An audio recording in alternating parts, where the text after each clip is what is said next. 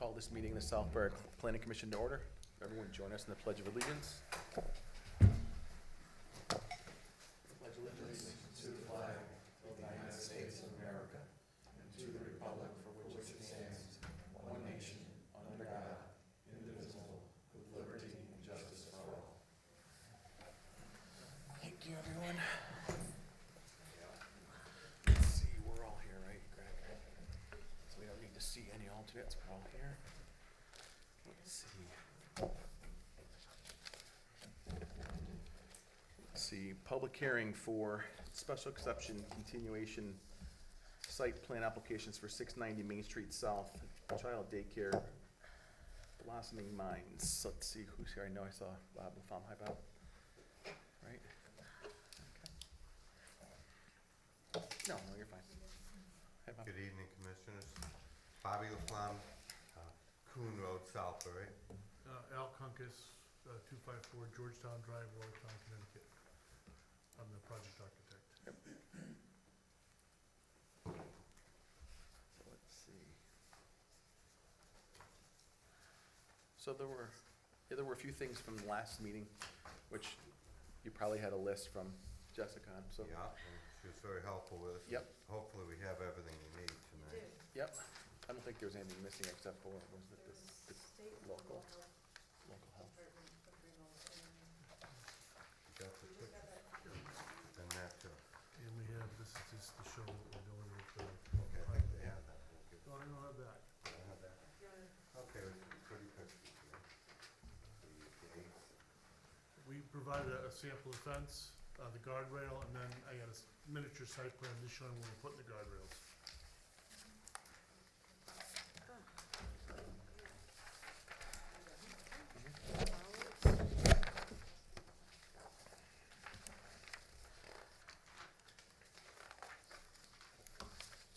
So can you just take us through it?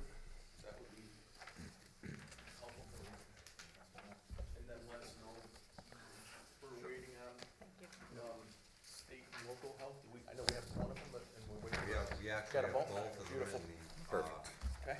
Sure. local approval, I believe Jessica has. Okay. Yes, you are all set with both of them. Right. And we have a letter from the water company saying the building has water. Okay. A big water main, a big strength in it. It's a good thing. Yeah, and, as we mentioned previously, I know there was a couple of questions on lighting. We do have, an approved parking lighting plan for the entire center, which illuminates the parking lot, as well as the building itself, which has lighting, which tracks right over to where the daycare entrance is. So the children don't intend to be out there in the evening nor, at all because of darkness, whether it's 4 o'clock or whatever, so we won't have anyone out at that time. And any questions we can answer, the architect is here with me. What I provided you tonight is a sample of the type of vinyl fence we're gonna use. And then you were considering the guardrail to protect the play area from the parking area, and I provided a picture of a guardrail. And then on the amendment plan, I show where we're putting the railing along between the fence and the parking of the drive area, so hopefully we addressed all your concerns. We're very excited to get them in. It really will create a lot of synergy between the medical users upstairs and them being able to leave their children in the daycare where they work and help get more workers to come because they can visit their children during the day. Anybody have any questions further? Bob, this, The subsequent zoning application for the sign, there wasn't sign information.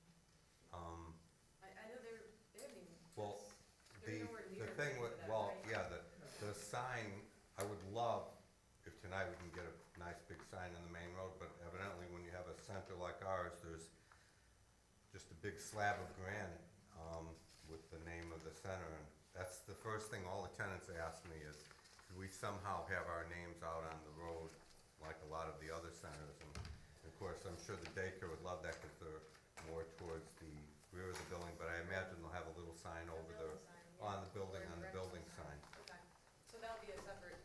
That'll be out, That's yeah, fine. absolutely I was just separate. curious. Bob, this was your concern last time, meet, good? Okay.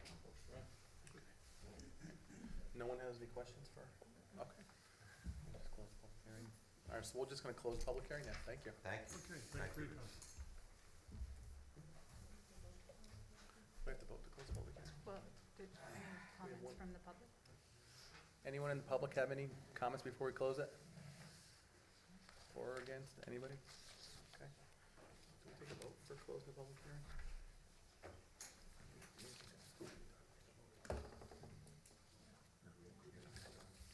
All right. All right, number two, let's see.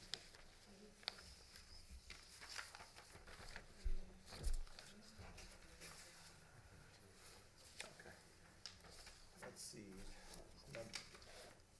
Additional public hearing for the special exception application for Arts Escape 519 Heritage Road, AK Suite 4C, Village Street, Heritage Village. Good evening. Thank you, Buck. It's from the Arts Escape? Arts Escape, and I'm with Heritage Development. So you just Group in tell us who you are Charlotte. on the record, on the microphone. Becky Butler, Arts Escape. Mark Broussard, representative for Heritage Development Group, Triangle and Associates. Thank you. Just getting everything out here.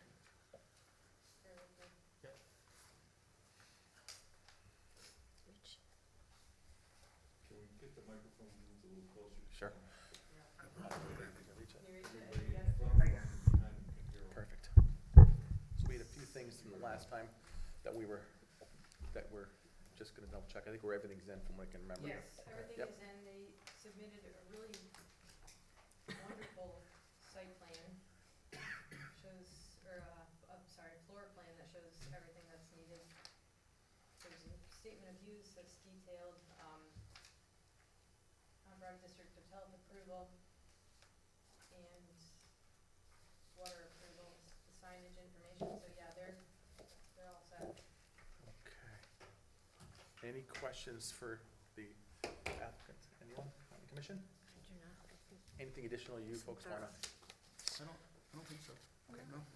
Anybody in the public for or against, anything, comments? Comments? It's a good place. Okay, It's a wonderful place. okay, That's my posse back there. okay, okay.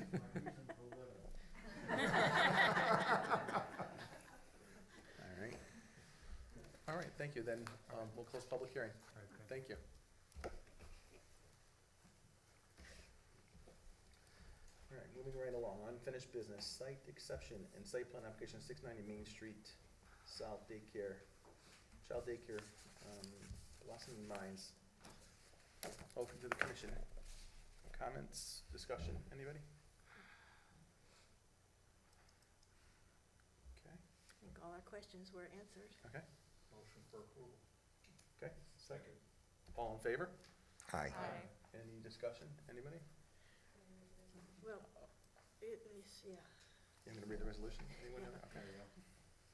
Resolution, special exception and site application, plan application for 690 Main Street South, September 21st, 2021, whereas at its meeting on September 21st, 2021, Southbury Planning Commission received applications from Robert LaFawn, managing member of Southbury Village Square LLC, for approval of a special exception submitted in conjunction with the site plan application and zoning permit for property at 690 Main Street South as shown on the following. Sheet A3 entitled Floor Plan prepared by Kunkus Associates LLC, dated on July 19, 2021. Sheet S1 entitled Site Planning, Parking and Play Area prepared by Kunkus Associates LLC, dated July the 18th, 2021. Supporting documents stated in use prepared by Kunkus Associates LLC, dated July the 18th, 2021.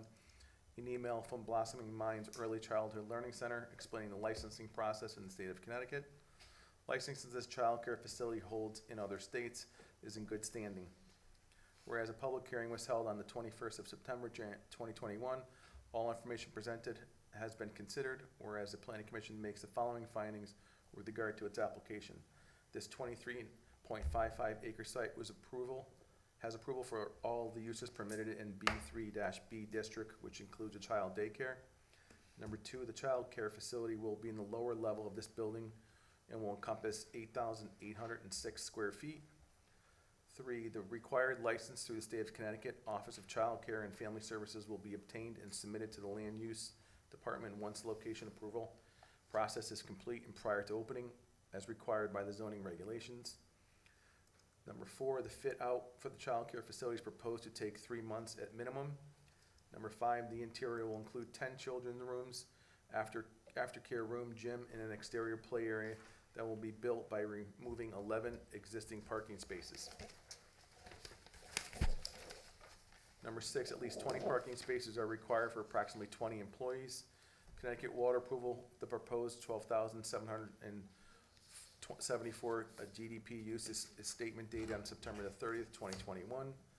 Number 8, the proposed daily number of vehicle trips is students 98 times 2, drop off and pickup equaling 196, employees 20 times 2 is equal to 40. Number 9, no toxic or hazardous materials will be associated with the use. Number 10, the sign information has been submitted with this application. Sign specs to be followed on subsequent applications. Number 11, the additional lighting has been processed with this application. Number 12, the plans were reviewed by the town staff and those comments were reviewed. Number 13, the proposed use was approved by the State of Connecticut Department of Public Health on October 18th, 2021. Number 14, the proposed child care facility received approval from Pocd Health District Department of Health on October 19th, 2021. Number 15, the fire marshal received the proposal. Number 16, the planning commission requires the applicant to install bollards on safety purposes around the outside play area. Whereas the planning commission finds the application to be in conformance with the plan of conservation and development, section number 7 of the zoning regs. Now therefore it be resolved that the special exception and site plan application for 190 Main Street South was approved subject to the following administrative requirements. A, presentation of 4 complete copies of all maps and plans revised shall be submitted for the signature of the chairman of planning commission. B, the special exception form shall be signed by the chairman of planning commission when all the above are completed to allow the filing of the office of the town clerk. C, presentation of a copy of the required licensing from the state shall be submitted prior to opening. All in favor? Aye. Opposed? You just have a typo in that? We did. You wanna catch, Yes, where it's now therefore be it resolved, yeah. it says 190 Main Street South. That's supposed Oh, to yeah, be that's right. 690 Main Street Good South. catch. Thank you, I appreciate that. So it's on record, thank you, Bob, 690. So where were we, all opposed? Abstentions? Approved. We have to sign, right? Yeah. Well, no, not this. Okay. There's a memo to the zoning commission, but I'll talk to you about Okay, that later. That's not perfect. important right now. All right, number 2, special exception application. Thank you, Commissioner. Thank you, guys. Thank you for getting all that in. Special exception application, Arts Escape, 519 Heritage Road, AKA Suite 4C Village Street, Heritage Village. Just by way of discussion, last meeting, there was some question that the only reason this came in front of us was because it went from from a for-profit to a nonprofit? No. Can we just clarify that then? That's not the only reason. Okay. It's due to the location, the zoning district that it's in, and because it's the educational component and the non-profit. It's a new business at this location. It's not like it changed from for-profit to non-profit. Is that the? Well, that's sort of what the presentation was last time, that it was continued because it needed a public hearing, and it was only needing a public hearing because it went from for-profit to non-profit, which I would then say, maybe we want to have the Board of Selectmen or zoning review that, because we certainly wouldn't want to hold up There has. business and, Right. and things, and, have additional steps for businesses when footprints and things like that Right. are staying the same. That's you- all I wanted to And clarify. you're not incorrect. It was a use change, essentially. That's what required the special exception. Mhm. And they didn't have everything completed either. That's Well, I another mean, reason. so that's a big Yeah. problem, but I just wanted to see if there Yeah. should Yeah. be some discussion Yeah. that we would Okay. wanna I have, because understand. we don't want to hold up development Yep. or Right. passing of things, and I That's- think that, That's not a factor. so, that's what I wanted to clarify, because it was presented that, it seemed that we left the last meeting that it was a factor.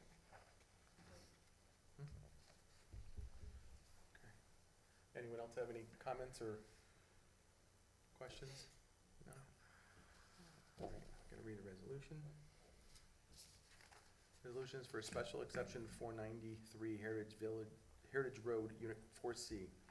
October 19th, 2021, whereas at its meeting on October 19th, 2021, the Southbury Planning Commission heard an application from Mark Brassard, VP of Heritage Village Development Group Incorporated, Triangulum Associates, for approval of special exception submitted in conjunction with the zoning permit application for property at 493 Heritage Road, aka 519 Heritage Road, aka 4C Village Street, as shown on the following sheet: SP entitled Partial Site Plan Tenant Space C4, dated September the 20th, 2021.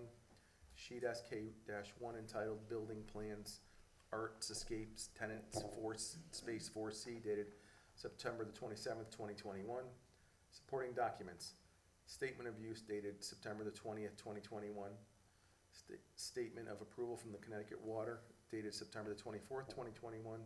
Approval from Pocd District Department of Health dated September 23rd, 2021. Letter from Mark Brassard, Vice President of Heritage Development Group Incorporated, to the Planning Commission, and a signed schematic. Whereas a public hearing was held on October the 19th, 2021, where all information presented has been considered. Whereas the Planning Commission makes the following findings with regard to the application. 1, a 5.08 acre site is located in a B3 zoning district and was originally approved through the Planning Commission in the 1960s. 2, the proposed business Art Escape will be educational in nature and nonprofit. 3, according to the statement of use submitted by the applicant, there will be a maximum of 2 employees working at all times, at a time. Number 4, an approval statement from Connecticut Water has been submitted. Number 5, an approval statement from Pocd District Department of Health has been submitted. Number 6, the sign schematic with dimensions has been submitted. The sign size is in keeping with the zoning regulations. Number 7, no toxic or hazardous materials will be associated with the use. Number 8, no additional lighting has been processed with this application. Number 9, the plans were reviewed by the town staff and those comments were reviewed. Whereas the Planning Commission finds this application to be in conformance with the Plan of Conservation and Development and Section 7 of the zoning regulations. Now therefore it be resolved that the special exception for 493 Heritage Road, double check it, is approved subject to the following administrative requirements. A, presentation of 4 complete copies of all maps and plans be revised shall be submitted for the signature of the Chairman of the Planning Commission. And B, the special exception form shall be signed by the Chairman of the Planning Commission when all of the above are completed, to allow for filing in the office of the town clerk. Motion to approve as presented. I'll second it. All in favor? Aye. Opposed? Abstentions? Passed. Mr. Chairman, can I just follow up on the comment that was made about the Schedule A and changing from business to business? And yes, in this particular case, education triggered it into a special exception. But I have another tenant, and we go through tenants, changing out quite a bit. And even a business to business on Schedule A is a special exception requirement. And that's a 2-month process for a very simple changeover. The size of the buildings don't change, the parking essentially doesn't change, and it's just a prolonged process to get a tenant in that wants to be in 4 weeks or 3 weeks or sometimes a week. So I'm just asking if we could follow up on what Alex Yeah. was just saying. And, Yeah, but we'll have to go through the, That would be a modification Yeah. to the zoning regulations. I think that was, I think you were in contact with possibly Gail McTaggart about doing Right. something different. I think that's your best course of action. right. And this Okay. isn't She'll know anything which this steps to take, for sure. commission Yeah, can yeah, do. because we were talking about it, because initially, I don't recall the Schedule A requiring special exceptions from business to business. I think something changed over the last few years when we've kind of been inactive, with If anything divorce. changes, anything that requires a special exception, Right. a public hearing is required. No, I understand Yeah, that. we have no Yeah. way around that. No, I But understand. she'll guide you for sure. Okay, Yeah. all right, thank you Thank very you. much. Okay. Thank you.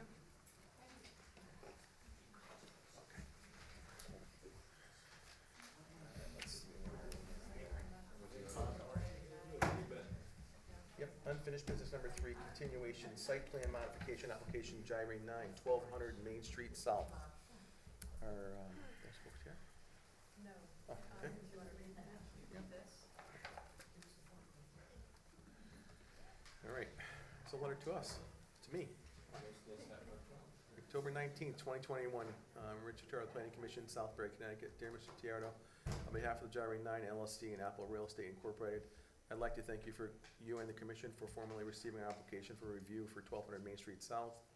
I would like to request an extension for this application as approval from the Pop Rock District of Health is pending. All necessary testing has been completed, and the PDDH is working to secure Connecticut State and DEP sign-off on the site. All their materials have been supplied. Thank you for your patience, and I'm looking forward to discussing once we have secured all the necessary approvals. Best regards, Jessica Gurnett, Office Manager for Gyrene 9 LLC. Any question? Where are we on, do we need to grant an extension? I believe we're at that time. Close. It's getting close. What did they ask for, 30 days or 60 days? We're already 30 in. I recommended that they ask for 30. It's my understanding that they'll have that approval paperwork tomorrow, Okay, so it shouldn't be, I think you should grant them 30. 30. Yes. Okay.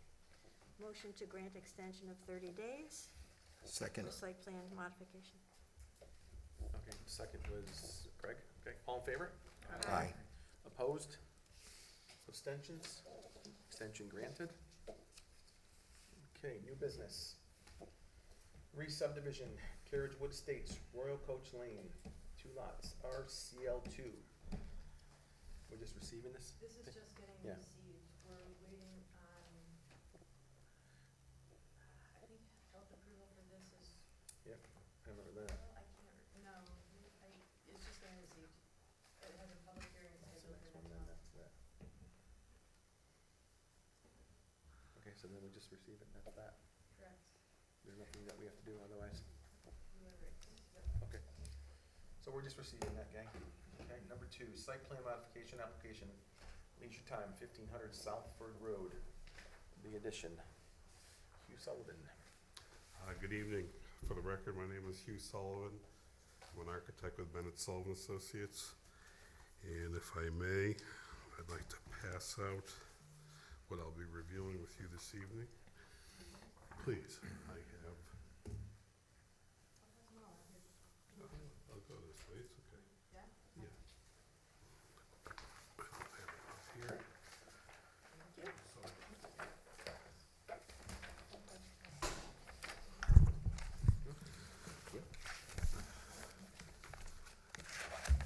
It's existing, right? It's already existing. This is an existing business located on Southford Road, 1500 Southford Road. And it's a recreation business. It's skis and hot tubs.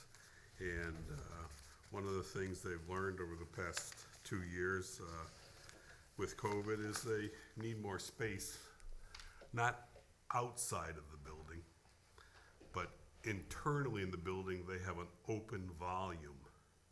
And if I could trouble you to each go to SP 100, the sheet, that's the site plan.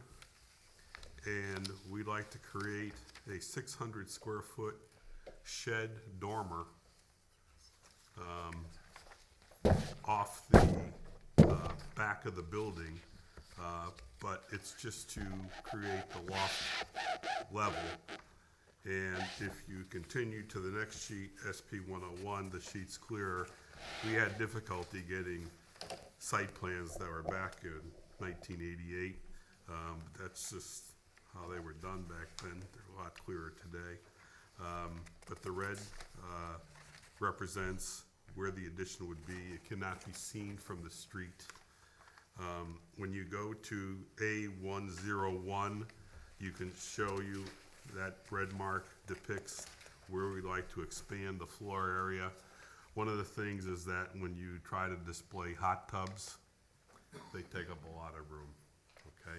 And a lot of times they were putting them on angles and you'd walk by them, but the customer would like to, well, can I sit in it? And now this will help them do that. If you continue to the next sheet, that's the existing front elevation, A102. And if you go to the next sheet, A103, this is what the shed dormer would look like off the back of the building. And the last sheet, A104, that's what it would look like from the side. Referencing the back on A103, we kept the shed dormer in, so, you know, it wouldn't really be seen from the side from the road. As well as, if you were to go back to the plan, on A101, there are 2 existing stairs in the building that are the means of egress to get out of the building. So we're not going to close those off because it just would be a safety hazard. It's really pretty simple, and I must say it's the first retail type of space we've done for a small business in 2 years, which is unusual, so it's good to see that something's coming back. And we're before your commission to see if you would be able to accept this for us and this business. It's just a floor area for display. Questions, anyone for you? Anybody? Any discussion? Anything at all? One question? Nancy? Is this expanding the hot tub use so there will be any further chemical use? Or they're not? From my knowledge, it's just display of the work. Okay. You know, these hot tubs today, from what I know when I've done them, a lot of them have been using bromine. It's not like they're using chlorine in the house anymore. It's just, it's the wrong thing to do. Yeah. But, Except for the cleaning, yeah. correct, yeah. But there's been a kind of a surge on them for homeowners, especially in the surrounding towns and the town of Southbury. Yeah. You? Go ahead, Ryan. I'm just a little bit confused. The red area on Yes. A101. Yes, That's gonna be display area. correct. It's the floor. You're going in, does the floor go up or down? No, right now, it'd be like this. Let's say we were on that second floor. There's a hole in the floor. Oh, okay. We're filling it in. Okay, That's the 600 feet. that's what I didn't Yeah. understand. I was gonna bring a hot tub tonight and let everyone try it, but they said I couldn't. It was- Yeah, I couldn't get health department approval. I like to see you carry it in. Well, it wouldn't be full. But again, it's a simple application and it will really help this small business that's been here for a long time. Anybody else, any questions? All right, Thank you. I'll make a motion for approval. Second, Okay, I'll just read the resolution here. according to the resolution. According to the resolution, site plan application, Leisure Time, Southbury Incorporated, 1500 Southford Road, October 19th, 2021, whereas the Southbury Planning Commission received a site plan application October 14th, 2021, along with the zoning permit application for an interior addition to allow for an increased showroom space of 1500 Southford Road, Leisure Time of Southbury Incorporated. Whereas the proposed addition will be approximately 600 square feet and in the rear of the existing building. Whereas the area marked for the addition is already enclosed by a vaulted ceiling. Whereas there will not be any increase in water consumption associated with this addition. Whereas the parking at this location will not be affected by the proposed addition. Whereas the commission finds the following: the addition to the building at this location is in keeping with pertinent regulations for the Southford Village 2006 POCD and the Town of Southbury's Planning Conservation and Development. Now therefore be resolved by the Southbury Planning Commission that the application is approved to allow, one, an interior addition at the building used for the business Leisure Time of Southbury Incorporated, located at 1500 Southford Road, subject to the following: 4 sets of site plans clearly showing the proposed new addition shall be submitted for the signature of the chairman of the Planning Commission. All in favor? Aye. Opposed? Abstentions? Thank you so much. Thank you. Thank you. Yeah. Let's see. And come to our, Yep, other business. Number one, 8-3A zoning committee referrals. Let's see, PDD number 8, Southbury Green, amend number 17, text amend and modification detailed plans for signage.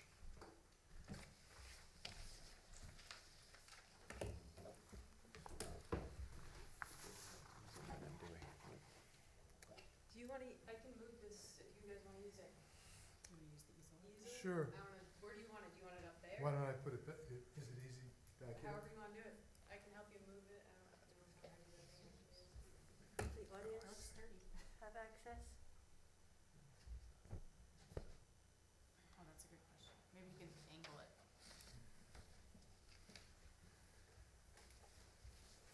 Maybe turn it sideways and pull it back and see. Maybe like right sideways toward the door would probably be best. Sideways towards, But no, I mean facing us, but like in that area right over there. And then everybody can actually take a peek. There we go. That works. Everybody can kind of see it. Kevin, you can still see it? Yeah, okay.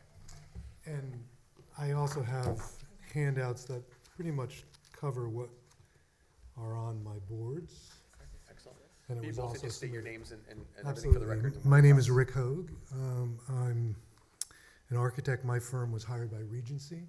Okay. We have a representative from Regency here. They're the owners of Southbury Green. I was hired, I believe, at the request of the staff to simplify, clarify the signage regs for what you guys refer to as PDD 8, which would be the Southbury Green. And the specific regs are section 237. So we've gone through that. So what I have here is both the text. Let's see, I have 8 copies, so That's fine. I think that's 5 going that way.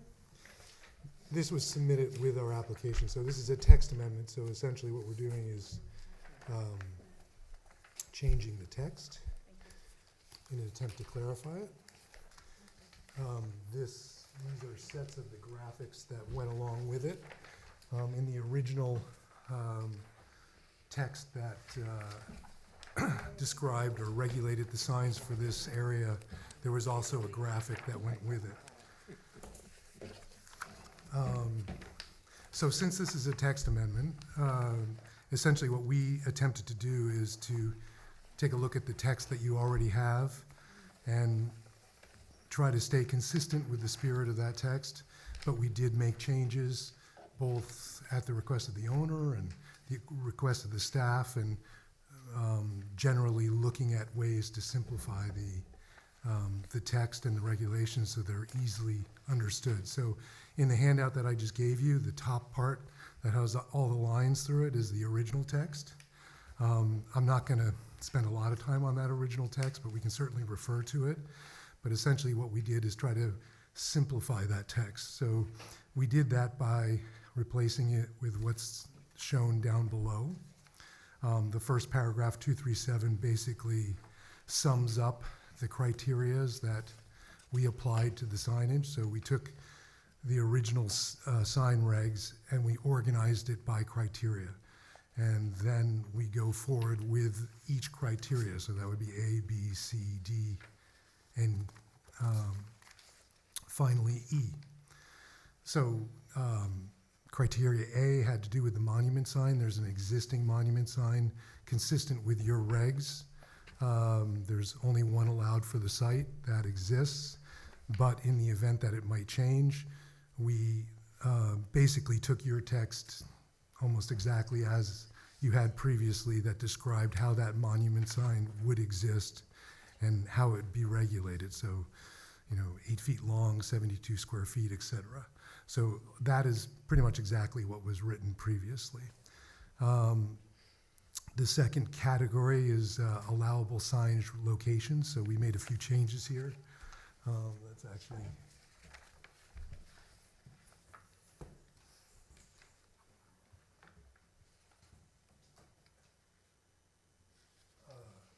so what you see there is obviously the site plan of Southbury Green.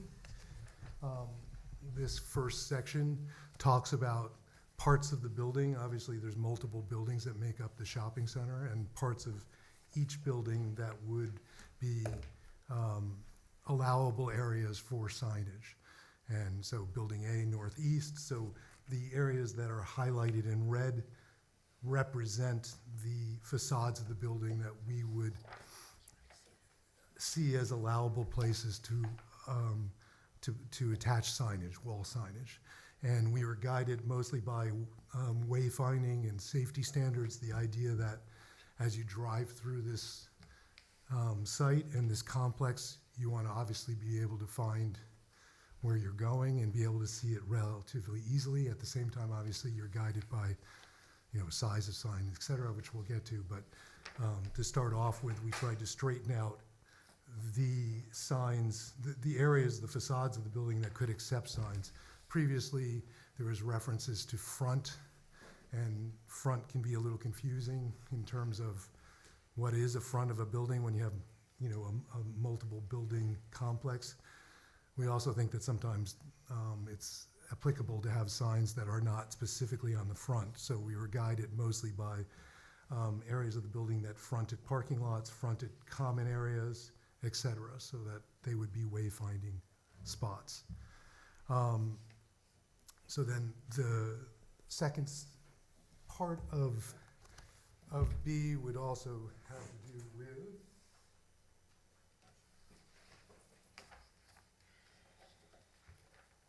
areas on the facade that would be applicable for signs. Again, guided mostly by wayfinding ideas and safety ideas, but also the idea that, and I think part of the reason why there's been a need for clarification for this building is over time, with the change of tenancies and the change of size of tenancies, et cetera, that areas that perhaps weren't entries to stores previously have become entries. In fact, the graphics that were included with the previous regulations actually don't even reflect specifically the facades of the building, and this really speaks to the fact that facades of buildings change. And so what we tried to do is really, this graphic is guided by the text, so if you've read the text, everything in the text applies to that graphic. You don't really need that graphic to understand the text, but the graphic is there as an aid. But I think even more importantly is the approach to the areas of signage was really about areas located on the facade, so that if the facade changed, this would still be applicable. Secondly, the allowable signage area and how you would calculate it. This we changed a little bit from the ways that it was done before, because it was done before very much related to the size of tenancies. And what we tried to do is relate the size of signs with the actual facades of the building, so that a sign size would relate to the amount of wall area that a particular tenancy had, and that wall area had to be contiguous to the tenancy, so you would not be able to put a sign on a wall that didn't connect to your tenant. And at the same time, it would also relate to the proportions of that facade. And in that sense, if you think about it, so what we did is we calculated the allowable area connected to linear length of facade area that a tenancy had, rather than the actual square foot of a tenancy. Okay, so for instance, if you have a tenant that takes up a lot of facade, you would then be able to calculate the amount of area that you could have for that sign, or how big that sign would be relative to the length of that facade. And it'd be 1 square foot for 1 linear foot, but it would be limited to 48 square feet, which was one of the limits that was on your previous regs.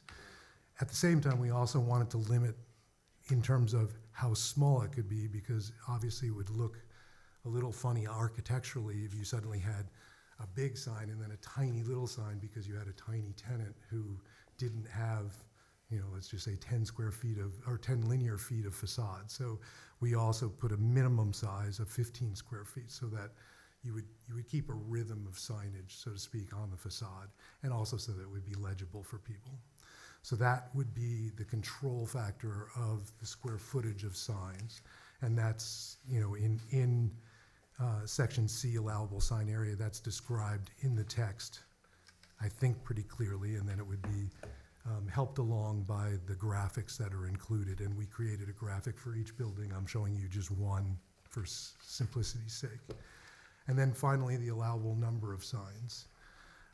So in this case, in your reg section 10, you have a maximum allowable number of signs per tenant as 3.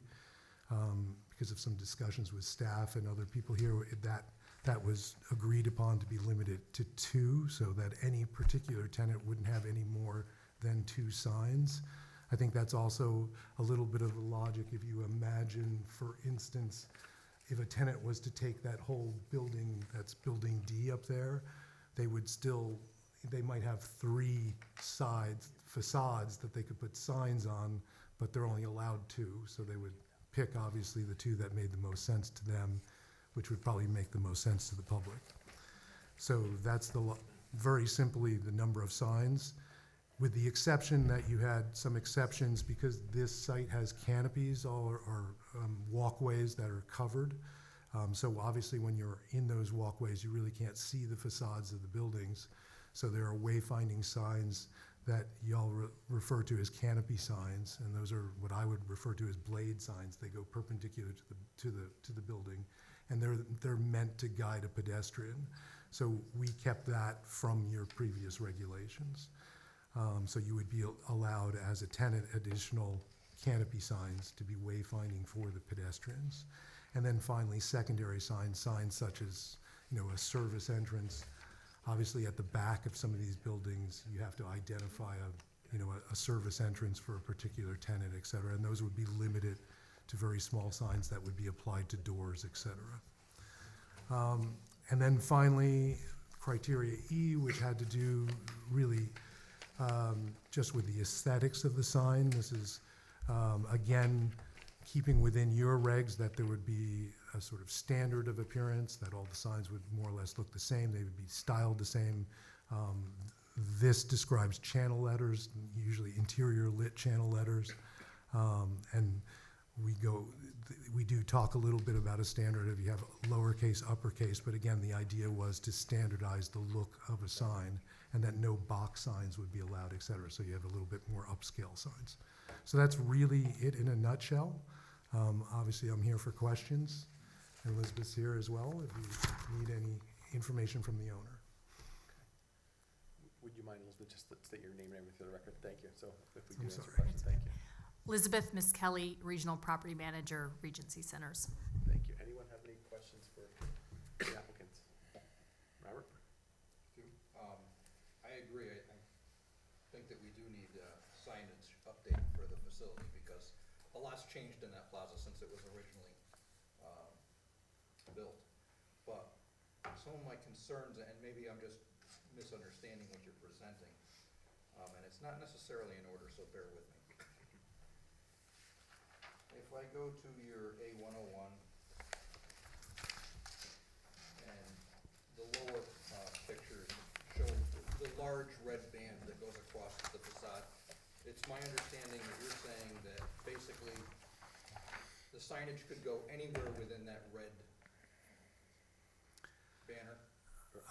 Yes, except for that it's controlled by the eaves of the roof. So, and by the height of the walkway. In other words, the soffit of the walkway. So you can't get lower than the soffit of the walkway that you're walking underneath. And because this building has gabled roofs that come up and down, and then there are facades that bounce up higher than those roofs. Essentially what we're doing is saying you can't put signs on the roof. So the eave of the roof would limit you as well. So you wouldn't be able to put a sign above the eave of the roof. So if you looked at the text, that exception is described there. Wall signs shall be installed no lower than 10 feet above the sidewalk or adjacent soffit. So the soffit is that walkway area. whichever is less, and no higher than 20 feet above grade, except as permitted for type B conditions as defined in section 237. And type B conditions are these gable ends where you have this sort of monumental facade, which initially I would imagine was planned for larger tenants and would typically be used by larger tenants, and they allowed for a little bigger sign ban, et cetera, and that also allowed it to be a little higher. So that's where you got from 10 to 20. I think your concern was, like on the back of the building, the red line goes clearly across the whole back?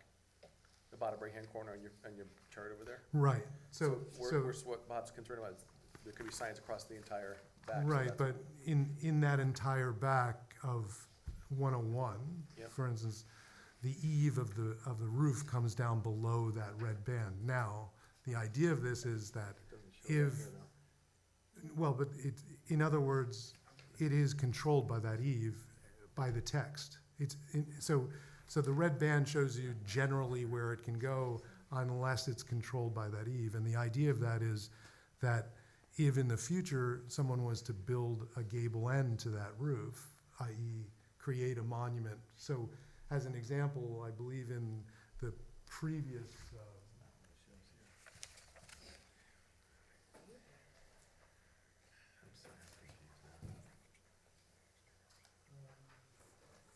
Yeah, but the roof line's not extending down past your red line here, otherwise the drawing's misrepresented then. the roof does, the eave of the roof does extend down below it. But on your, No, I understand. yeah, What I'm saying is, for instance, if you look at this drawing here, okay, which is the previous drawing. Yeah. The facade no longer matches this, and in fact, this particular, and both of these gables have been changed and they're larger, et cetera. So the logic of, the idea of this is that if anyone was to come in the future and change that facade, so that, for instance, they created a gable end. These are probably not good examples, I don't know that I have, even here.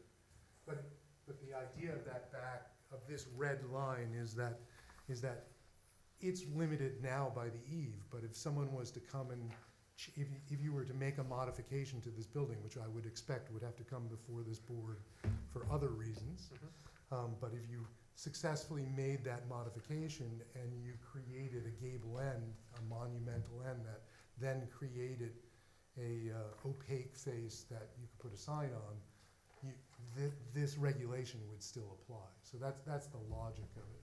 So because the eave is lower than that 20 feet, then you couldn't put a sign above that, according to the text. sorry about that. So what we were trying to do is design in flexibility for the future Future expansion. because things change. Another question I had goes with allowable number of signs per tenant. You gave an example that if a single tenant took over, let's say, building D, that they would want more than one sign. And I can appreciate that if they had that's a big tenant. But right now, it's not that way. There's a number of smaller. Does the language in here? So the language, what it does is it limits any tenant to 2 signs, end of story. So it's not related to a building. Previously, it was related to buildings. It was a little bit confusing of to what building, et cetera, It but, says, as applicable, additional signage shall be permitted in accordance with 2.3.7, and that shall not be counted towards the 2 allowable primary identification signs. and the additional signs that would not be counted are I and double I, or 1 and 2, which is signs located under canopies and signs that would be on back doors, service doors, et cetera. So those are the 2 types of signs that are not applied to that maximum number of 2. But those are the 2 exceptions. Otherwise, in terms of wall signs, it's just 2. Very good. And then my last comment would be, just overall, Southbury, I think, has been a town of less is more. And the big change that I see with this whole thing is that we're going from 1 primary sign per business to 2 primary signs per business. And Actually, That's my concern. I don't think that's, according to your signage regulations, you're actually allowed 3 primary signs. Sign regulations for that PDD or? Well, for the well, zoning you're, the PDD that you have presently, as our PDD, references your section 10. I And, thought there's caveats in there, I can't, no, there was, well, first of all, it's a little hard to follow, well, yes, which I think is the whole reason We need new we're sign here. regulations. yes. But it doesn't specifically say, it doesn't limit any number of signs per tenant in the PDD text, and in the sign text, it says 3 signs. It's So- limited by the detailed plans, I think, it specifies one sign. Okay, but I mean, if you follow the But detailed, you're right, yeah. it's, the detailed plan, I mean, the specific detailed plans, one of the biggest problems with the detailed plans is they actually conflicted yes. they did. directly with Right. the text. So you were kind of left with chaos just because, I mean, as an example, there were, you know, fairly specific, square footage requirements, et cetera. Yeah, These are the previous detailed plans, and then if you look down here, these sizes didn't match, they're much larger than what was allowed, which was pretty confusing. And then the detailed plans previously, what they did is they identified specific sign bands for the signs, but obviously, for instance, if someone was to come here and this has happened, I mean, the facade is slightly different now, but this has happened kind of all over the center, where suddenly you have a tenant here, you have a tenant here, and you have a tenant here, and you only have one allowable sign. Right. So that's what we tried to allow for that kind of flexibility. But in the end, we said no more than 2 for any tenant, no matter how large they are. And if you'd given me these sign regs and I looked for a large tenant, how many signs, I would have interpreted it as 3 signs, because that's what it says in your section 10. So I think we reduced it, but I agree it was never really clear. no, it wasn't, and that's been a huge problem, it's been a And struggle. I do think, I think, you know, where you have really large buildings and potentially really large tenants, or just as importantly, people accessing, you know, a portion of a building, let's say if somebody was in half of this building, et cetera, you know, to be able to find it from different facade, you know, different faces of the building makes a lot of sense. So that was trying to allow for that ability as well. To Bob's point, though, yes, I'm sorry, go ahead. Item II. I'm sorry? Item II on your text. Yes? Okay, can you just explain that to me? It says cabinets are prohibited except for artwork or logos subject to approval by the landlord. So in other words, I can have a logo plus 2 signs, is that what you're saying? That's the first question. Actually, the first question is, what the hell is a cabinet? Okay, so, good question. So a cabinet is what some people would call a box sign. So on this site right now, you have mostly channel letters, so they're separate. If you imagine each letter is a lit box, so to speak. A less expensive way to do signage is you create a huge box, you light it, and then you vinyl or paint the face of that box. So that's the idea of a cabinet. So cabinets are prohibited except for logos. So in other words, if you have a logo, here, as a good example, I'll pass this out. I'll just walk it around.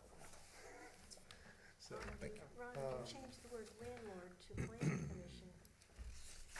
It says you change the word landlord approves to planning approves. and so what I use this as an excuse to get close to you here, so that would be a logo as an example, and so you kind of need a box to allow that. So that, the idea was to allow the potential retailer to be able to have more creative signs, i.e. logos. To do that, you need a cabinet, but otherwise, no cabinets would be allowed. And it would be a part of their overall sign. This one. So if they're submitting a single sign, part of that sign might be their name and channel letters and their logo next to it, but that's considered one sign, but two types of construction within the one sign. Does that clarify? It's Yeah. not an extra sign. Right. That was another one of my concerns. The other concern is, it's gotta be approved by the landlord. So that was at a request of staff that that basically, I guess the landlord would be the first line of defense when it came to signage. So in other words, the landlord would have to approve it and then it still comes Right. to the town. So basically, staff wanted to make sure that the landlord, because I think what was happening is they were getting all types of different I think you signage. guys wanted more specific things, like, We have more construction details that don't need to be in the town's criteria. So, it was twofold. It was one, so that when the town gets an application, they wanna make sure that we've looked at it and we're okay with it, and you're not getting an application with a tenant who's just putting something in we don't like. And twofold, the things that the tenant is proposing is not only something we like aesthetically, but also meets some of the other requirements that we have that don't need to be in the text of the document. When you read the sentence, it means it stops the landlord. Yes.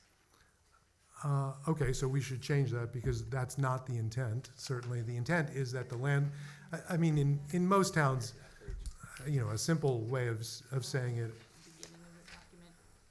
Is there an overriding comment anywhere in here that just basically says the tenant has to get town approvals, right? I mean, all signs shall conform. yeah. No, it should. I mean, if we need to clarify it, obviously, Yeah. we need to clarify it. No, I mean, the idea, and I mean, in most towns, for instance, you have to have an owner's signature before, in order for it to be reviewed, because obviously you guys don't want to review things that, specifically that, under cabinets, I mean, so you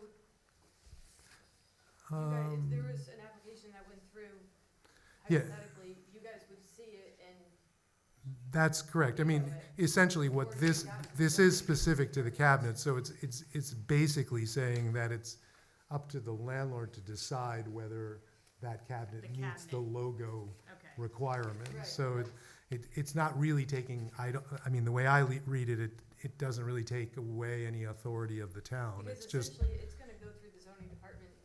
because it needs to get a sign permit, which is what, The overall which is, sign. which is has what this is all about. Yes.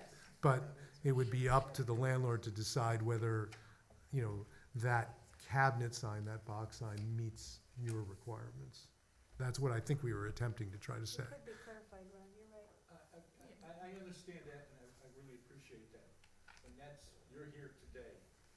5 years from now, 10 years from now, you're not gonna be here, I'm not gonna be, well, you might be here, but at 90 plus, I won't be here. I actually hope neither one of us is specifically here, but, I'd like it to be more specific, if that's possible. I'm not asking for a lot, I just think that, I'm looking for I lost it again, okay. Logo subject to, approval by the landlord. I would, So, I would, the last item. I would submit that, I mean, what I would submit is that what should happen is that the signage application needs to be signed or have the approval of the landlord in order for it to be submitted That's to the essentially town. what we're looking for was So- approval So I don't even know that this first even needs to before it be comes to zoning. specifically in here. I think it's twofold. We can clarify it. We can make that better. I think there's a way we can Right. What you simplify just it in the said. sense of, instead of putting this specifically here, just at the beginning of the regulation, if it's not already there, landlord has to approve the sign, and then they go to Prior the to- town. Right, in other words, in other words, That's a good idea. in other words, you That- need the landlord's signature on the, Just overall, whether there's a application. cabinet or not a cabinet Yes. proposed. And then it goes to the town. right. I I like think that. we can just, Yeah, I think you just take it out, yeah. So that would be. Yeah.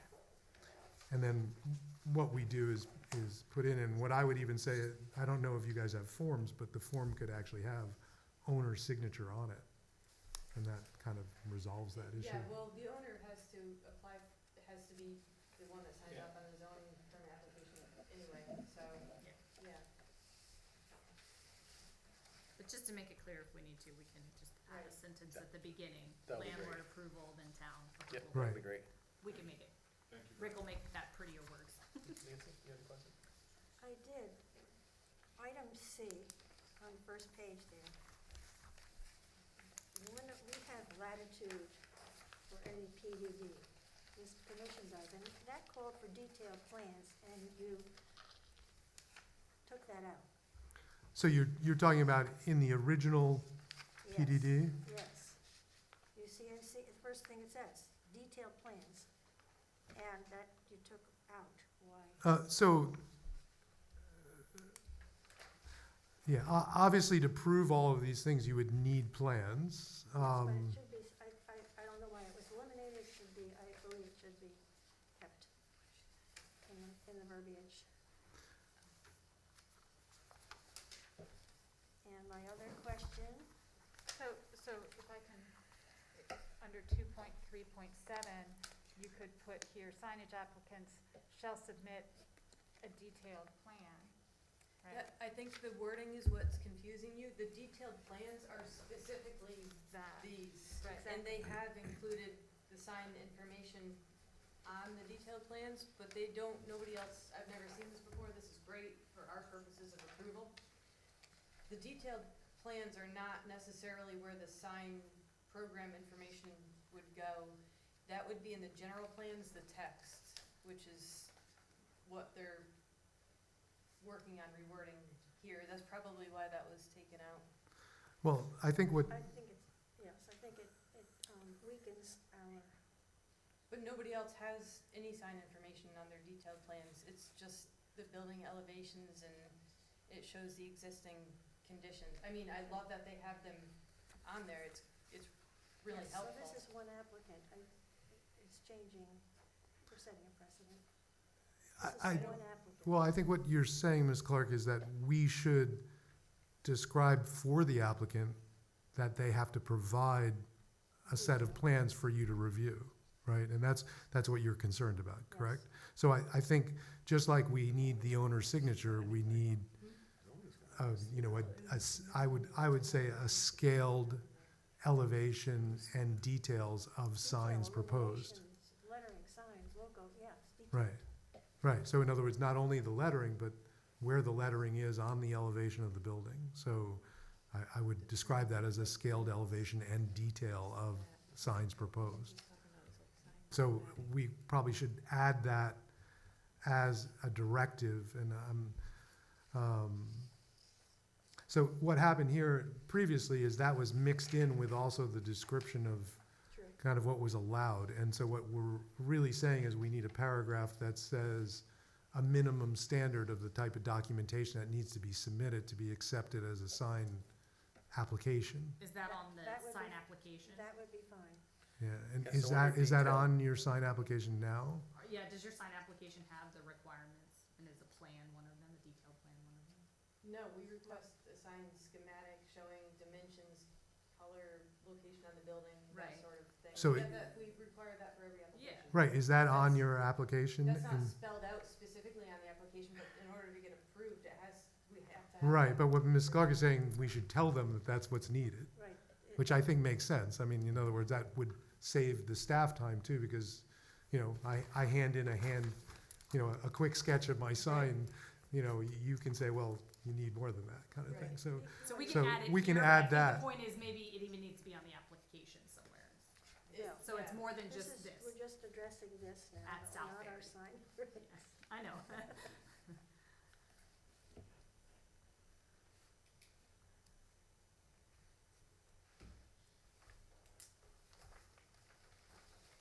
I would rework that paragraph you took out somehow and put some of it in section 2.3.7 or.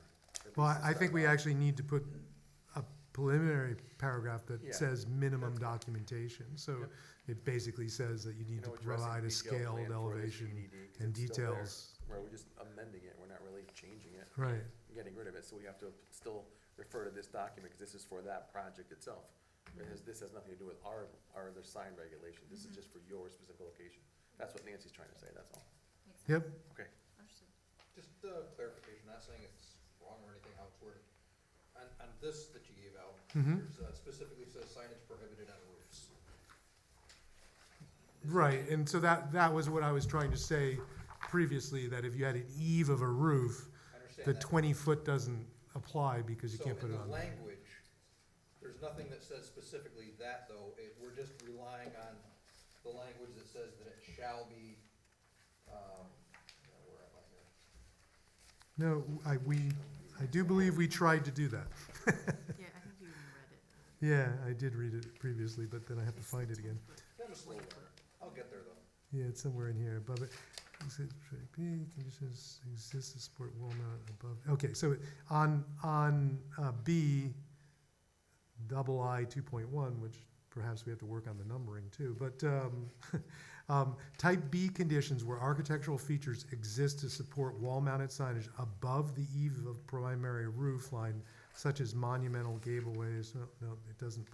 Doesn't clearly state, I mean, and I can see where you could say that all the language says. No, where- actually, I think you're correct. I don't think we clearly stated that you can't do it above the roof. We definitely have to say that. We don't want, we It's definitely don't. actually spelled out.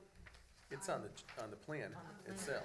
Yeah, but I think it should Can you be, get it in the language? I mean, It should be in the plan, and actually the plan, we added this as just a descriptive, No one's gonna look but- at the plan, they're gonna look at but you this. want it to be on the This is kinda- text, yeah. yeah, And then absolutely. the plan just comes after, so I agree with you. I think we have to, say in this no higher than 20 feet except as permitted type B conditions, but, and, you know, not allowed to project beyond the eave line of a roof.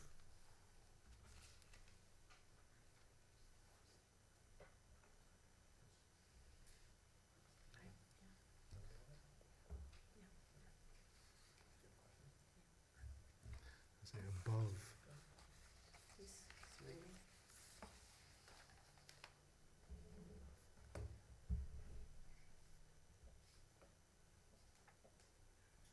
Okay, so I think we'll add that to that paragraph that describes locations. Thank you. On the last page, under E, illumination. Specifically, we do not approve of interior, illuminated signs from interior. What kind, this illumination is So not specific. all of this signage, right, still references your section 10, and in Okay. your section 10, you're very specific Yes. about what type of signs illuminated, are not permitted. It's in the beginning of section 10. Yes, And it applies to, like you can't have bare lit signs, I think it is.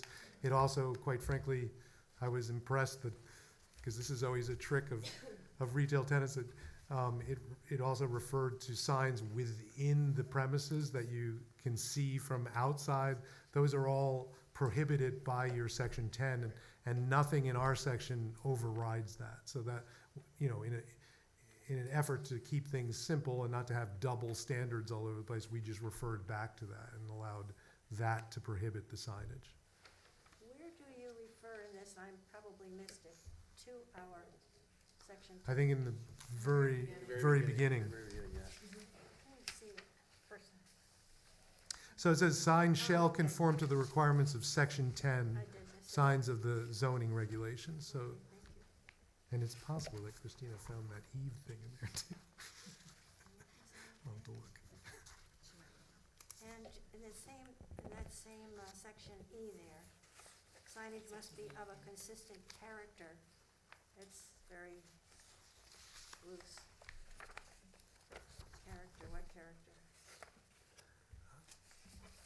So, I think this is always difficult because you want to have a standard but not be so restrictive that you restrict some, when you're dealing with retail logos, et cetera, that people might come up with in the future. So essentially, the character is described, if I was to look at this signage regulation as a channel letter, you have to use a channel letter, not a box sign. And it's an interior lit sign, not, and that would describe the character, but it doesn't go further than that. This And I commission think is that's not a bad idea, because if you start to get very specific about what character is allowed, I mean, like font type, et cetera, you start to really restrict the identity of the retailer. Well, we faced this many times before on this commission. For instance, you don't see golden arches, and we have a McDonald's. Right. Because our character here, our rural character is. So how do you restrict the logo of McDonald's? I mean, how do you do that verbally? I'm interested.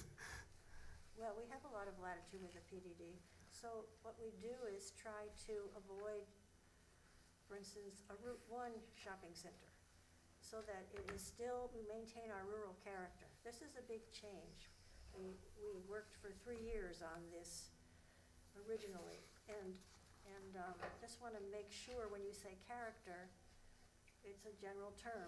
What do you mean?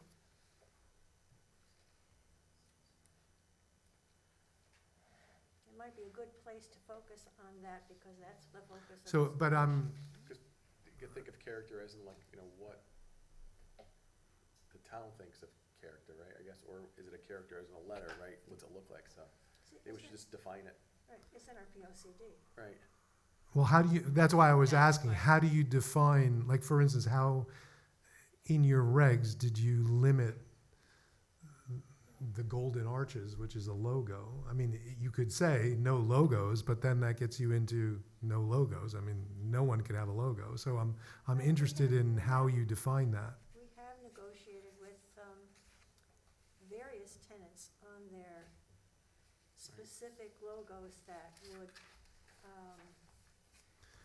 But I didn't see anything in your sign regulations that, I mean, you know, obviously if they have to come before you and get something approved, you have they latitude. worked well with us because of the character of Southbury. I'm certain they would, but what I'm looking to do is you're asking me to create a text amendment that would say that, and I'm not sure how to do that. That's what I'm asking. In other words, and I'm asking how did you limit it previously? The question is, what do you mean by character? It's your question. So it's pretty general. The character was referring to the type of sign. In other words, that it would be a channel letter, not a box letter, et cetera. But it didn't get into logos. Yeah, I mean, that's for instance, now construction. there are, you know, one of the examples that I showed you has a logo. And I don't know how you would differentiate from that logo and, for instance, a McDonald's logo, which is the golden arches. I don't know how, and I, quite frankly, would be, you know, I don't know how you can, I understand why perhaps you didn't want the McDonald's logo, but in the end, it's a business's logo. I don't know how you do that equitably among businesses. Do you recommend a different word or a different phrasing? I just wonder, I'm asking, the question is what do you mean by character? Well, And what you described is construction, not character. well, I describe a standard of sign, yeah. I mean, so you could say it's a character or not, but it's certainly not trying to define what the character of Southbury is, because I don't know how I So why don't we would just put do next to that. character or something to describe what you mean by, give examples. Could be like style. Yeah, something that would, Well, yeah, I mean, instead of character, we could say, you know, construction type of sign.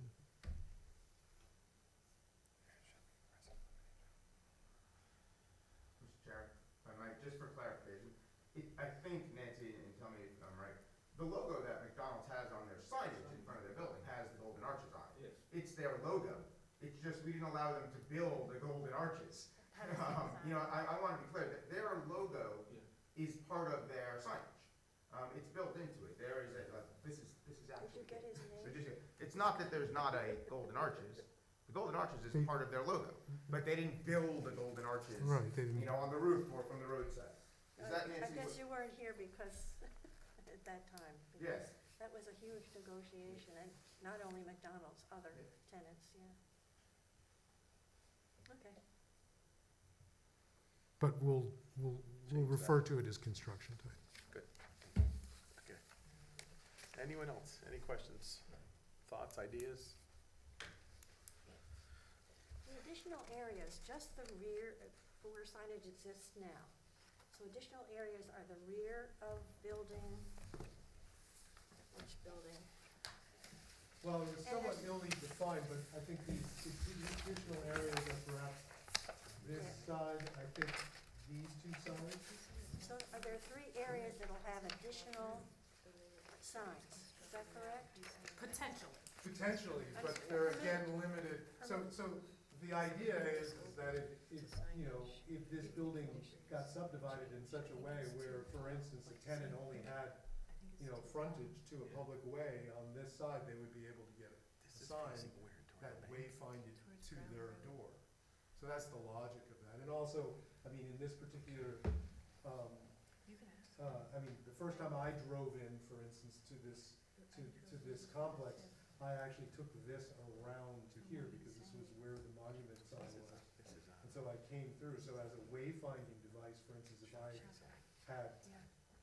was a tenant that had this entire building perhaps, I might wanna have a sign here. In fact, I think there's a loft sign there. There is. Yes. And that's a fairly large, you know, store. So, again, meant as wayfinding, so that when someone's driving through, they're able to find, the store. And also, the idea was to be able to create a standard that could be adapted to different size tenants, different location tenants, et cetera. So there's multiple criterias that are gonna control the sign, but one of the criteria is you can't have a sign, for instance, on the back of the building, but you also are controlled by 2 signs, et cetera. And back is relative in today's retail world. Yeah. For a tenant such as where Chips is or where, you know, Chico's Loft and Lucas Local with the addition of the patios, That's on the side though. were added. It's actually, It's actually technically the back, if It's you were to actually- think about the it might building. be, it But in might be reality, considered the those back of the building. tenants are double But loaded now. It's fronted here, so Yeah. that's what we were trying to accommodate. So we're looking at the building A over there on the east side. I think that's facing, what's that, Brown Road, right? Where that Home side? Goods and. Right, and that's over there. So are we having Right. other going to be signs on that side over there? Because that's the part that concerns me. Why would we want signs on that side of the What we were trying to building? allow for is that there was a parking field here, and there's potentially entry from that parking field In the onto that future. facade. So, you know, for instance, it's very possible that in the future you would have a tenant that might just be fronted that way, so that's what we were trying to allow for.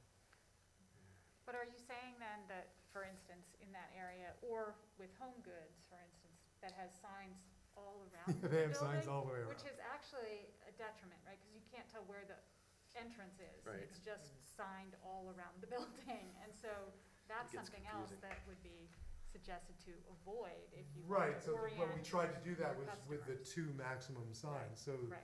for instance, if you had this whole building, you would have to prioritize where your signs would go, Yeah. if you only have 2. And oriented towards the, So if there's the more now, entrance, we're right. gonna take them down and leave it limited to 2? No, I don't think we can do that. Yeah, that's Our that's understanding more, was the existing conditions stayed the existing That's what, conditions. that's what I wanna make sure. yeah, that just gets into, Yeah, I was just, I wanna make sure that we're not, okay. So- into lawsuits, So I the think. plan so. is to put something on that east side then if necessary, that Right. we just talked If about. a tenant comes in and asks for it because of the way the building is demised, or in the world of grocery today, perhaps ShopRite reorganizes the inside of their store and they create an entire section that's all pickup, right, with an interior lobby. It could be facing the side to alleviate the parking in the front, right?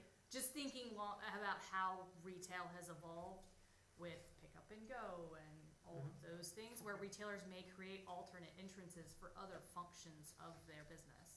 And it still can only have 2 signs. Exactly. They only have 2 So signs. it's not like we have 2 signs all the way around the building. And traffic would be a factor there with the parking. We're talking about the Yeah. left hand, yeah. Put some thought into this. Anyone else? Any thoughts, questions? So we have to give a recommendation back to the zoning board, or zoning commission. So we should vote on the positive or negative here, if anyone have the thoughts on this. Make a motion back to the zoning commission. Everybody ready to do that? Feel comfortable with that? Right? well, were there, I mean, there were a lot of, I'm sorry, changes. all the way across the table, my ears are getting old. Right? That's what we need to do. Yes, and a positive or negative refer zoning to the commission. zoning commission. I believe Alex had a, Yeah, Alex? you Well, have a question? I mean, there were a lot of changes that were discussed as well. I might feel better, while I hate to stand in the way of progress, I would feel better to kind of see the resubmission of all, Yeah. with all of the corrections, and then that may give us a little more time to this is a give a more recommend, informed. I agree. this is a recommendation Mhm. back to zoning. Ultimately, I'll type up a referral from you guys back to the zoning commission. But ultimately, they haven't heard this yet either. They Right. just received it. So they'll take into consideration the planning commission's recommendations, they'll hear this, and they'll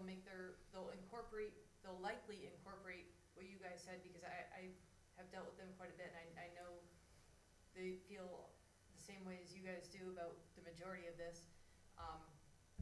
And they'll make the ultimate decision on how it all works. You say, when you say they're gonna listen to this, you're gonna listen to the tape? No, they have not heard this presentation Presentation, Yes, yet. but there are changes that need to be documented and presented. There are changes to the text. Mhm. Yes, and that's a recommendation. I'll write that in a recommendation to the zoning commission. But we haven't seen it yet. It's, the ultimate say on that is up to the zoning commission. So this is just a referral. It's like an 824. Of The course. planning commission- I know how that works. It's just, I agree with Alex. I feel like we discussed a lot, and the approval or recommendation that I would want to make, it would incorporate the discussion and the language that we had, and I haven't had a chance to see that. That's, so I Ryan don't, feels that way? I feel bad that delays things. agree. At the same time, Ryan I'd does like to too. be thorough and know what I'm sending forward as a recommendation, rather than just a gray sense of, So, we had a discussion and we recommend. We've adjusted what was put forth. We've agreed with Allowable what was put forth. And all Alex is asking for is to see it You're gonna have to table it. here We have to along give with a our negative positive recommendation to table the it. zoning. You have 45 days. so we have to And the give, next meeting is 3 weeks from today. okay, so we have 45 days, so we have to table it or give a negative recommendation then? And either way, we Why don't, give a negative table it then? we have to table it then. Yeah. So that's our, we have to decide one of those, right? It's either or table it. I'm sorry? We can table it, yes? Yes. Okay, then that's I the mean, plan we then. could have a special meeting to, We have The 3 weeks, next- the next meeting's in 3 Yeah. weeks, so we'd make it. Yeah, okay. And it's not that we disagree with anything you're saying. November. Alright, so we need to make a motion to table it then. Motion to table We to missed the that. what's the date of the next meeting? Alright, Is that good with the applicant? Are It's they a gonna be week able to make earlier the than changes in time? normal. Yes. Is it the ninth? the 9th? It's the 9th. The ninth, November 9th. Zoning the next day. Is that okay? In other words, Yeah, can we go from here to zoning 9th, 10th? Yeah, that works as far, I mean, it's tight, but yeah, it would work. Yes. Okay. It would work In, far in out, 'cause terms all of we have- making these changes to the text, that's simple, we can do that right away. And what we'll do is do it and resubmit it right 'cause all we away. do is review it here, and then So- we give our recommendation to the Otherwise, we zoning just commission. wasted To expedite this, do you wanna make those changes and get them to me, and I'll disperse them? That way, everybody can look through them. They'll have plenty of time to look through them before the next meeting. I'd appreciate that. Yes, of course. Happy to. Okay, that would be Yeah. great. Great. Okay, so we have a motion on the table it from Nancy. I second that. Okay, all in favor to table this till November the 9th? Discussion. Right, If And we wanna over- have a discussion, Yeah. I mean, no, I'm just, yeah, till the November the 9th. we can certainly also Um, entertain a special, Right, so we're open for discussion right now on that, so just want to make sure I get the date on record, November the 9th. Anyone have anything, I guess my question would be to Jessica, would it be in zoning's best interest for us to have a special meeting so that they have a little bit more time, so that they also have a chance to review?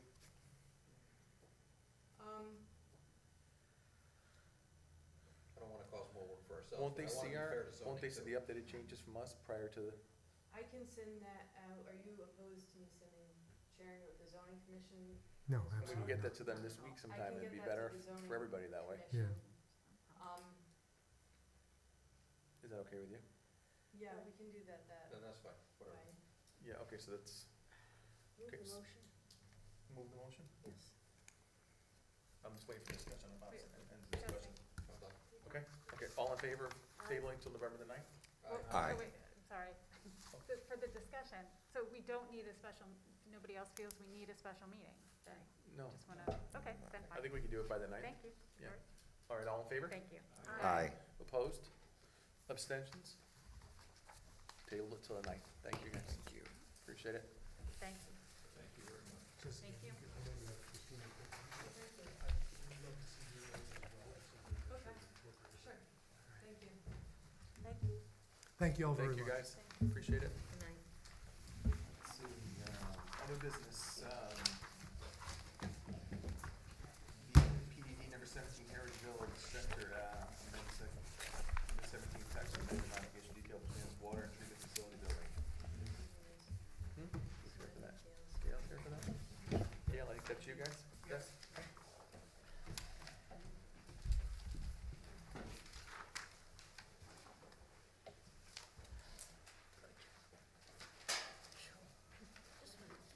Other towns, we're not other towns.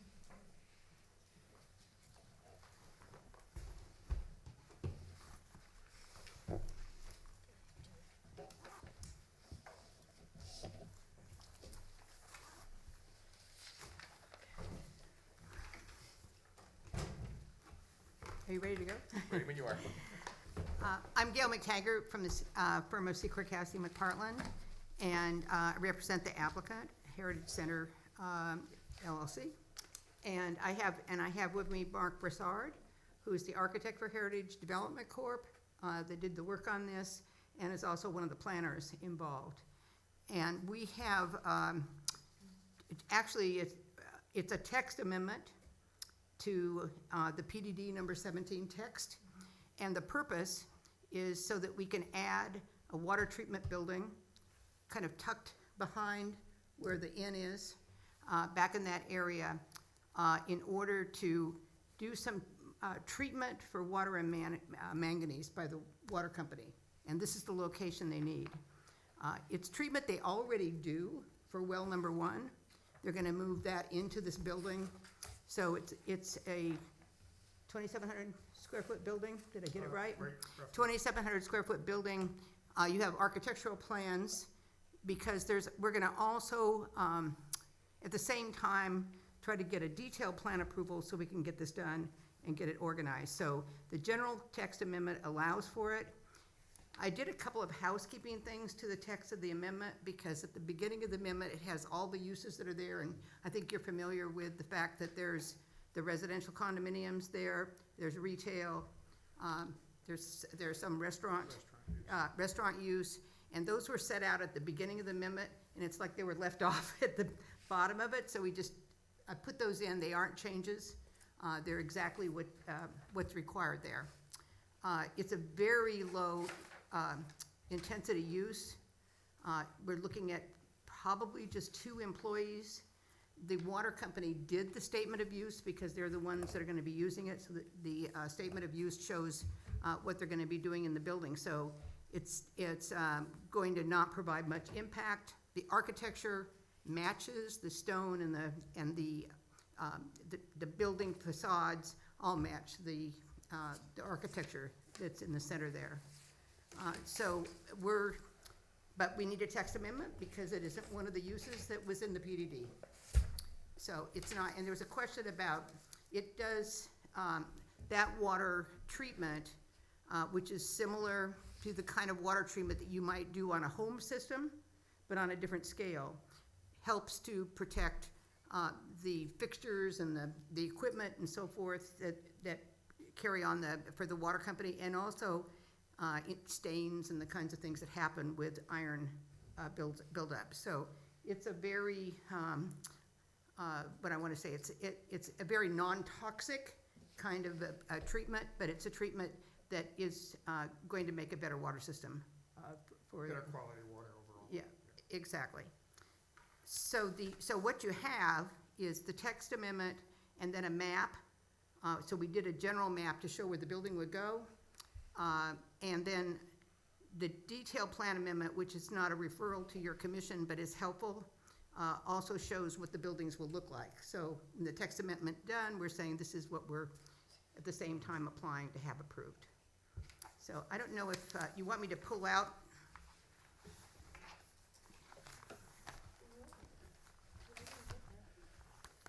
I've got a copy if you want.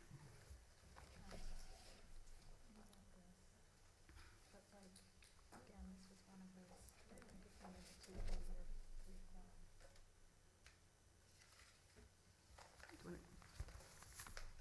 Who would have ownership of this? And That's the architectural, drawing that shows, what the building would look like. That's that one there. Yeah, that is the, site survey, the existing conditions. And then the other large set of plans that you have there are engineered drawings, showing the, site modifications and easement for the new building. You should have, let me just pull this up.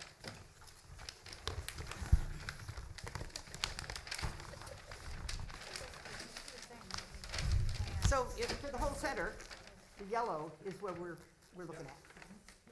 And it's not, it's outside the wetlands. We have a letter from wetland scientists confirming that. It's never been part of this application, but the building is positioned outside of that, so we don't have any impacts. So, right.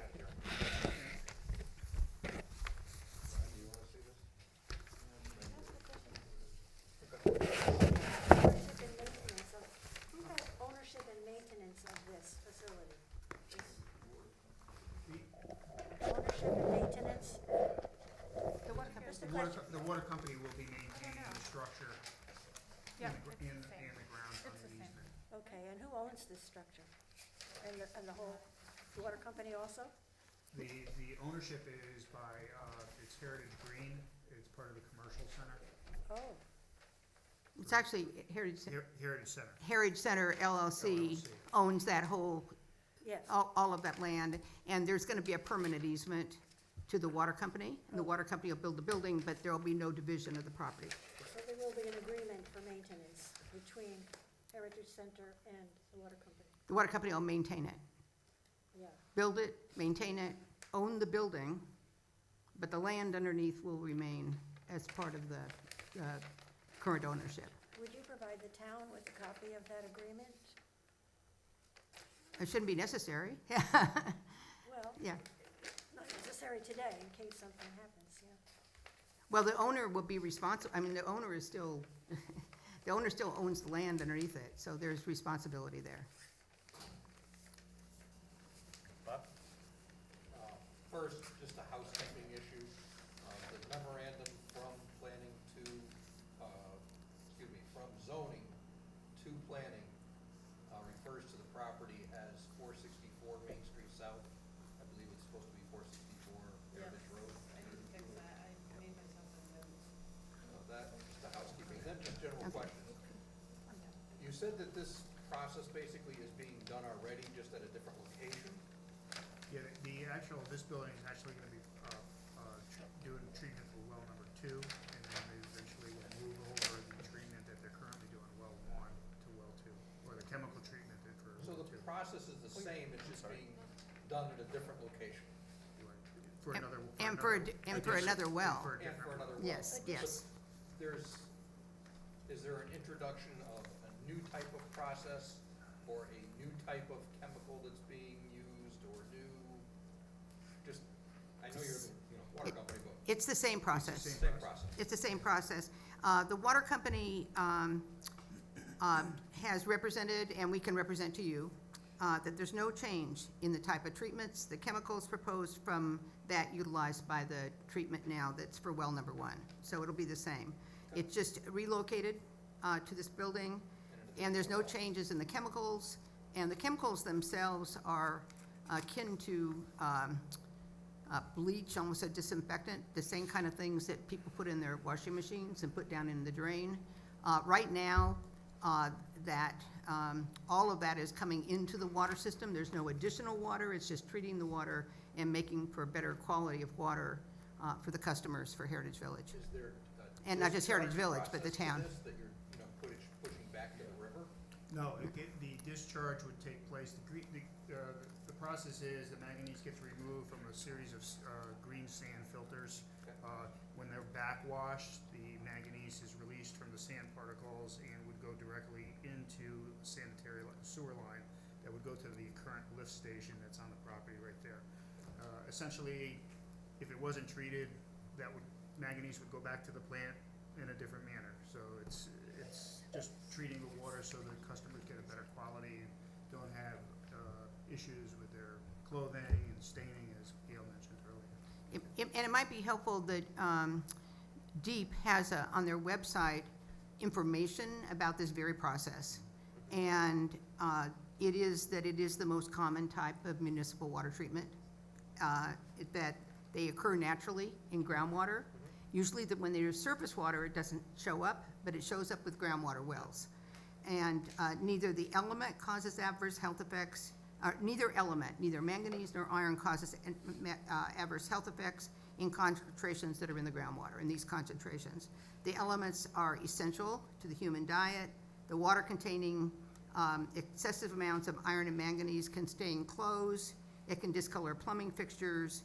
It sometimes adds a rusty taste and a look to the water. Further iron and manganese deposits build up in pipelines, pressure tanks, water heaters, water softening equipment.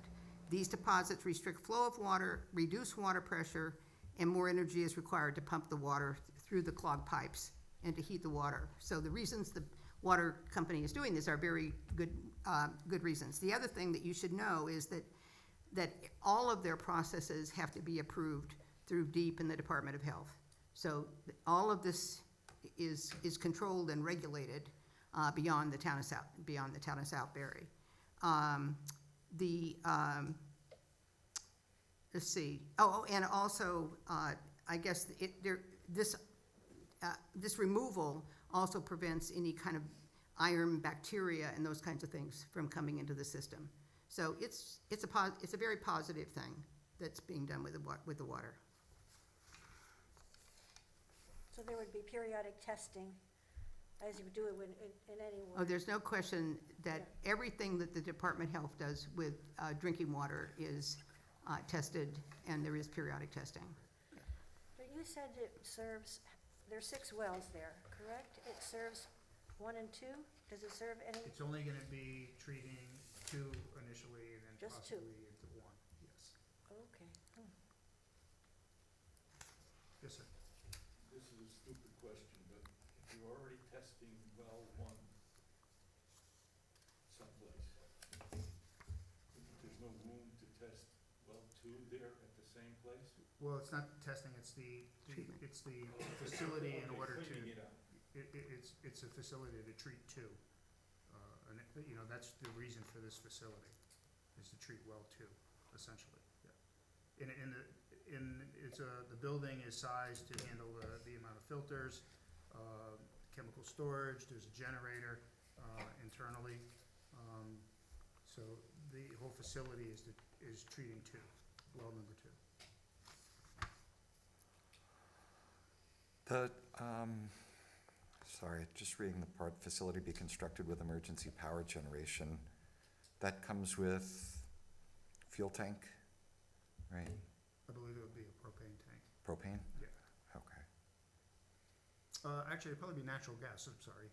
We've got natural Okay. gas on the site, yeah. Yeah, my thought was, Yeah, yeah, it'd be not natural diesel, gas. all right. Anyone else? Anything? Alex, anyone? Larry, anything? Anyone? No? Nothing? Okay. Okay. I think that's it. We would just request a positive referral to the zoning commission, and then there will be a public hearing at the zoning commission. So we'll entertain any questions that anyone has at that time.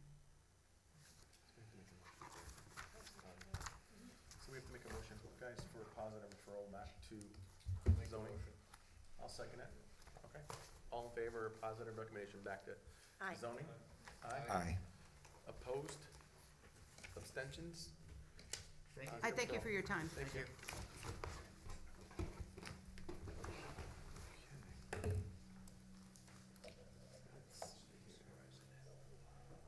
3, lot line revisions, Highland Estate subdivision, section 2 and 3 of Horizon Hill. Let's see here. So, you're waiting on health approval for that Horizon Hill lot Okay. line revision. All right, so we're waiting on that, so we're moving right on, okay. Lot line revisions, B, Williams, 576 Main Street North, Lot H3. This is an interesting story. So if you, I don't, yeah, it's, oh, you're here. Yeah. Tell the story. Excellent. Hi, good evening. I'm Edward Williams, 571 Main Street North. I'm looking to get a lot line revision done. Anthony Rutledge has a small farm on Main Street at 530, and he is reassembling one of the original Hinman farms that date back to, I guess, 1680. And I'm tickled that he's doing it. And I'm in control of a couple of parcels that he is very interested in. And one of them entails taking a piece of land off of 576 and adding it to his holdings. And that's basically it. It's actually reversing a lot line that was put in place for a subdivision that might have been done 20 years ago. And effectively, we're reassembling a farm, which is kind of neat. You never see that. You never see that. The opposite. So we're going Yeah. from here to here, This piece here is going to this farm here. this whole section. That whole section. Cool. Yeah. I've got a bigger map if you need it. Oh, this is all I good. have one here too, but Comments, questions, anyone for the applicant, anything? No. Okay, I'll read the resolution. All right, resolution for lot line revision, 576 Main Street North, MBL 34/31/H3 and 530 Main Street North, M/B/L 34/34, so I'm sorry, 31H2B, October 19th, 2021, whereas the Southbury Planning Commission received a request from Edward Ned Williams of 576 Main Street North for a lot line revision as shown on plans prepared by Dymar dated October the 7th, 2021. Whereas the applicant wishes to revise the existing property line to transfer 1.88 acres, 82,238 square feet of his lot, which is currently 3.423 acres, 149,105.88 square feet. Whereas the remaining parcel at 576 Main Street North, which consists of 1.535 acres, 66,858 square feet, which meets the land size requirements for this zoning. Whereas the lot line revision would increase 530 Main Street South to 7.818 acres, 340,522.8 square feet. Whereas the applicant's purpose for the lot line revision is to rejoin land that was previously separated by a subdivision and recreate a farm operated by one of the first settlers to the area according to the applicant. Whereas the newly acquired land will not be used for building, the new owner will use it for farming purposes. Whereas the applicant already received approval through the Pop Road Health District for the lot line revision. Whereas pursuant to administrative policy number 1, paragraph B-6 of the subdivision regulations, all lot line and easement revisions in subdivisions shall be approved by the planning commission. Now therefore it be resolved that the above lot line and easement revision is approved and above mentioned lots are merged subject to the following administrative requirements.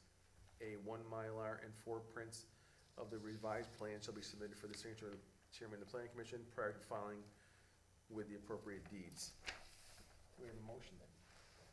I'll move to pass the resolution. Second? All in favor? Aye. Opposed? Abstentions? Approved. Well, thank you very, very much. That didn't Thank hurt a you. bit. Good evening. Thank you, Ned. Have a good evening. All right. Let's see. Staff and member reports. Anybody? What about these? start if you guys wanna go first if anybody else has anything. I spoke to our new liaison to, Kyle. Mr. Allen, Yes, we had a good discussion, and I think that the first meeting he will attend is coming up. He hasn't Yeah, attended. because they had them canceled or something. Yeah, I think it's sometime in November, correct? Yes. Good, thank you for doing that. That's, Oh, I'm sure. sure he I'm so appreciates that. happy. Yep. Good. Anybody else? Um, Jessica? I would like to update you guys on the status of the POCD. As you are probably all aware, tomorrow is the conclusion for the survey.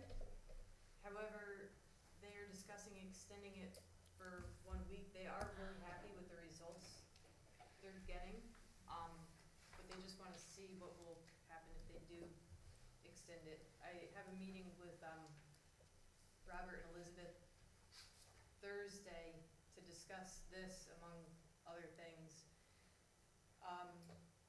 So I will let everybody know if they decide to extend it. How will the town, Yeah, how will that be communicated? how will the town know? I was gonna say, are we gonna advertise it somehow? It will be advertised, yeah. Gosha has been involved in the discussions about the extension, so it would be on the town website. It would be advertised as it's been advertised. Obviously, we're not gonna redo the mailers, but yeah, they'll continue to advertise it. What's our response? As of earlier this week, it was right around 900. I have about 20 paper surveys in my office. We need to go around and collect them from the rest of the locations, but I didn't want to do it on Monday because it's so close to the end of the survey time. So it's up there. They're really happy with the results. So That's a lot less than last time. Yeah, what was the last time? I think the last time was 1,200 and change. I can't remember exactly. 80% or, Yeah, no, much more, yeah. yeah, we had 80% or more. I'm going by what they're telling me they Yeah. got. I tally like 400 myself. Oh, yeah. Yeah. I don't know. So But many they- people have asked, don't know Yeah. anything about it. I don't know. It's been advertised all over and with the mailers. So with 20,000 people in town, that's not even 10%. Yeah, that's not, That's 5%. But you have to understand too, Yeah. so one of the other things I wanted to talk to you all about was, there's a lot of other opportunities for public participation. One of the other things is a community forum. They're calling it an open house. It's gonna be in early January. It's gonna be in here, I think 4 to 7 or 4 to 8. It's gonna have different stations for the public to come in and learn about the POCD and bring their questions, concerns, thoughts, comments, whatever. They can just come at their own free time and just find out more. And this is just one example of different opportunities for public participation. I have this tentatively scheduled for January 13th. I'm trying to get this pinned down so we can move forward with it, and I want to make sure that we're able to get this room. I'm hoping that some of the planning commission members will be able to attend this, just to kind of speak with the public, and so the public realizes this is the planning commission's baby. So the other thing I wanted to talk to you all about is a special meeting in November. Robert and Elizabeth would like to come meet with you and present the results of the survey and background data that they've collected. We talked about this briefly. I have it penciled in for November 16th. So next month, the meeting is bumped up a week. So our regularly scheduled planning meeting will be November 9th. November 9th. So it'll be the regular meeting on November 9th, and then I'm hoping we can get enough people for a special meeting on November 16th. And that will be with Robert and Elizabeth to discuss the information they've collected and what's coming next and what needs to be done, that sort of thing. What time will that be? 7. Okay. I figured we'd stick with the same thing since, Ron? We're hearing a lot about POCD. How, are they making any progress on affordable housing? They will talk to you about that at that time too.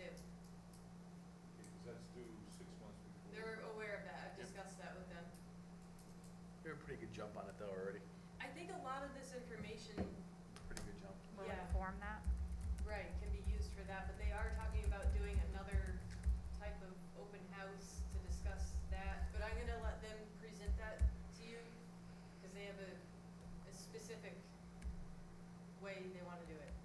So I've gotten emails from residents, because I did this, the strategic planning thing presented. They wanna know where we stand on it, so forth. It's in the works, I mean, the That's what I town's tell 'em. contracted with consultants to do it. Yeah. It's not anywhere near as involved as the POCD is. So, whereas the POCD is gonna take 16 months, I think that's certainly doable in a 6-month period.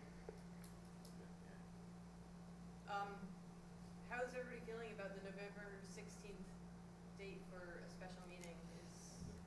It's already on my calendar. I'll be there, but I won't be there the 9th. Oh, okay. Neither will I.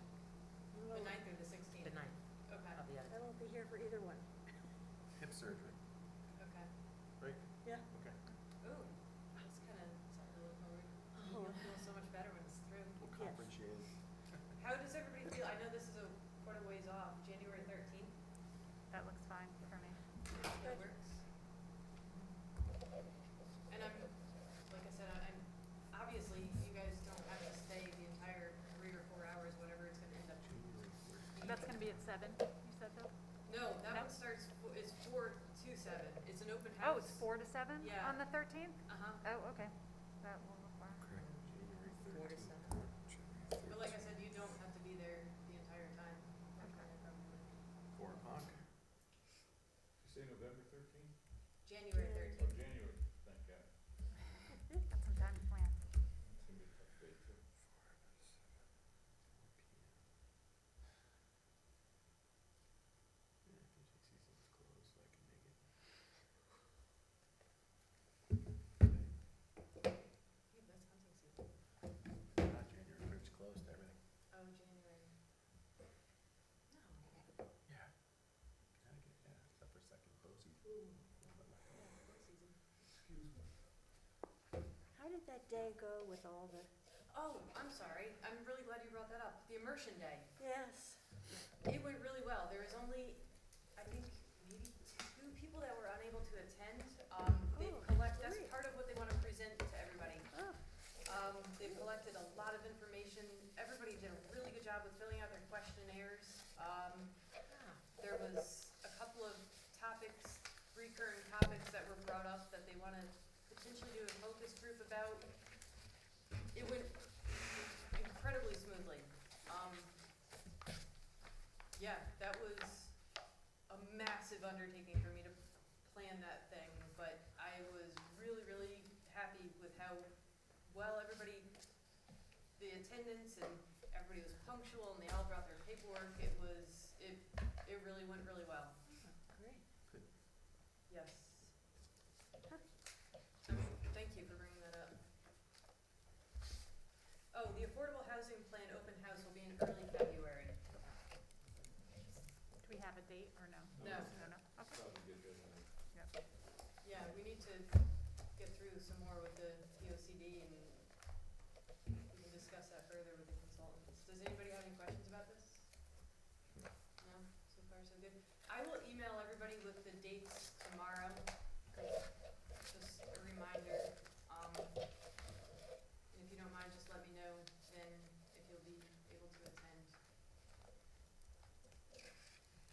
Anyone else have any reports?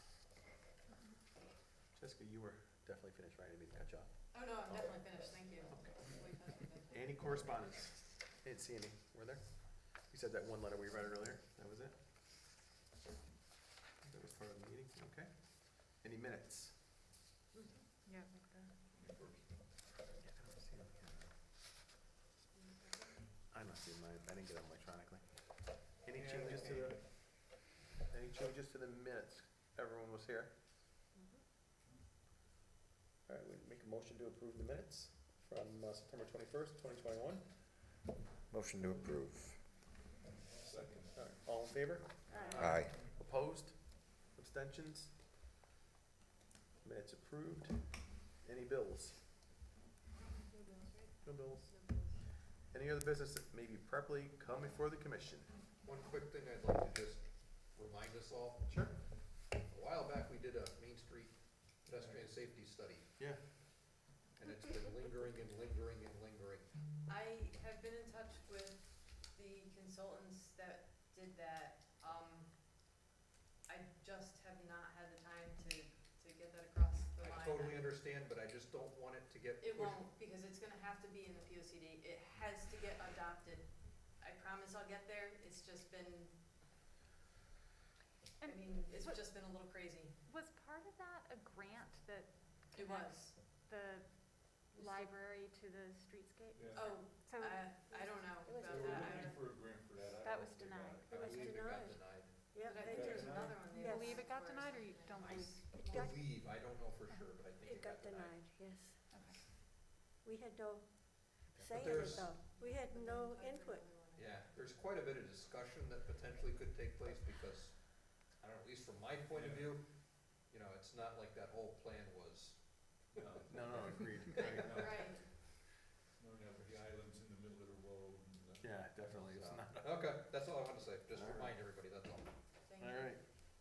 Anyone else or anything else for the commission? All right, I make a motion to adjourn. Second. All in favor? Aye. All right. How are you doing? All right, yeah. I haven't been participating in anything because I can't. Yeah, yeah. I'm changing jobs, so I just want to send this to them so they're that. Yeah, yeah.